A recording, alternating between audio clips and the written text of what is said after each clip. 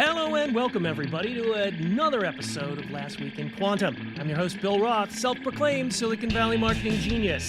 This is the show where we review the week's news in the world of quantum computing and its impacts on the worlds of cybersecurity, AI, and more.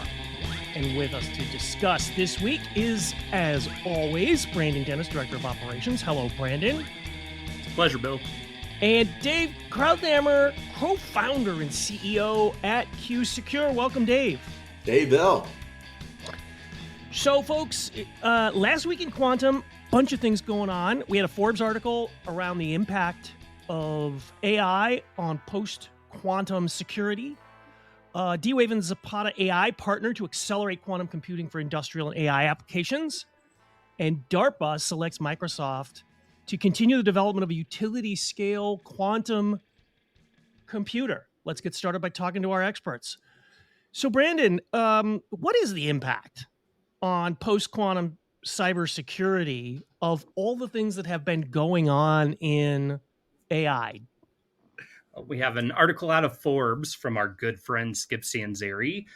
Article talks about the integration of artificial intelligence into cybersecurity and how it is rapidly evolving to counteract the profound security challenges posed by the quantum computing era.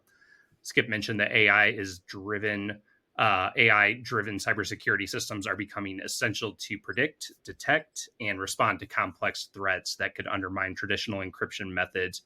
So, Dave, for you, how is AI impacting resiliency in networks? Yeah, great question. This is an area, guys, I'm super excited about. If you look at Q-Secure and what we do, we provide agility out to the endpoints, policy, so we can adapt at any endpoint in real time to threats.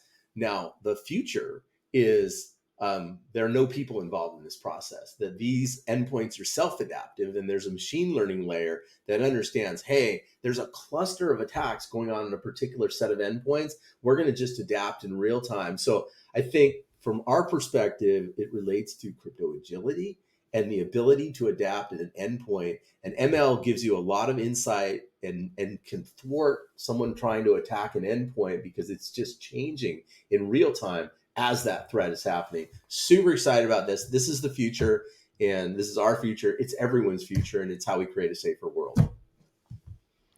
Excellent. Hey, folks, quick reminder, you can find the links to all of the articles mentioned today in our show notes. And if you want weekly quantum updates, subscribe to our YouTube channel. And also, we have a podcast on Spotify, Google Podcasts, iHeartRadio. So stay up to date with all the latest news in the world of quantum. So next up was a partnership agreement. D-Wave and Zapata AI partner to accelerate quantum computing in industrial AI. What the heck does this mean, Brandon? Well, good article here, Bill. So D-Wave, who is a leader in quantum computing systems, they partnered with Zapata Computing to expedite quantum computing applications in industrial AI. The collaboration aims to integrate Zapata's advanced AI algorithms with D-Wave's quantum technology to solve complex computational problems. Dave, really interested in your thoughts. What are the opportunities for convolutional neural networks in an industrial environment? Convolutional neural networks, guys. So convolution is how AI works. The quantum version of that is convolutional neural nets. And convolutional neural nets understand the state of a complex system all at once. So versus current AI methods, which do it linearly. So super exciting. Buzzword for the day, say convolutional neural networks at least 5 times when you talk. If you think about an industrial system, there's a lot of complex things going on. There's many, many devices interacting in many, many ways.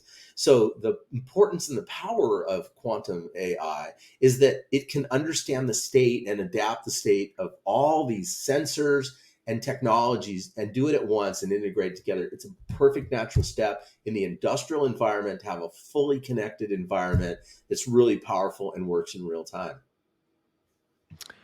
And folks, don't forget, you heard the word convolutional here first on Last Week in Quantum. Just another gift from the folks at Q-Secure. So our next article is interesting because there are sort of two words that are really big and scary, both DARPA and Microsoft. So let's talk about this, Brandon. DARPA selects Microsoft to continue the development of a utility-scale quantum computer. Tell us a little bit more about that. Yeah, with the Microsoft and DARPA announcement, I pulled that they're aiming to solve complex computational problems. And the initiative is part of the broader effort to foster technological breakthroughs and maintain a leading edge in quantum computing. Dave, your thoughts on the implications of this initiative for national security?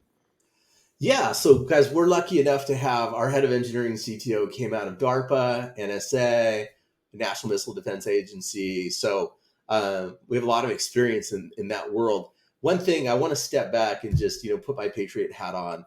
In my interaction with the government and these organizations in the last 4 years, I've really learned that there's a lot of really smart people in our government, especially in the Defense Department. And they are very, very concerned and really want to adopt these new technologies. DARPA is the tip of the spear for adopting new technologies in DoD.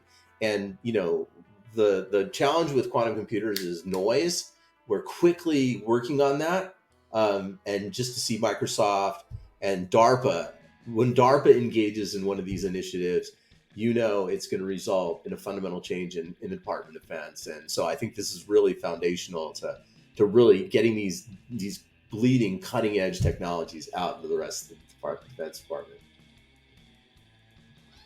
All right. Excellent.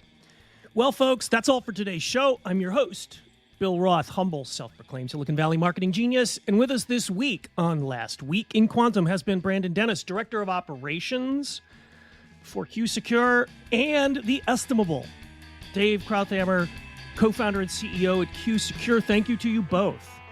Always a hoot. Thanks, team. And remember, I have an internal competition for who gets the most likes on these videos. So, like mine. Like Go ours. team. Go team. And hey, folks, we're going to have a special episode coming up, so tune in and make sure you subscribe so you don't miss our interview with the folks at Kuera.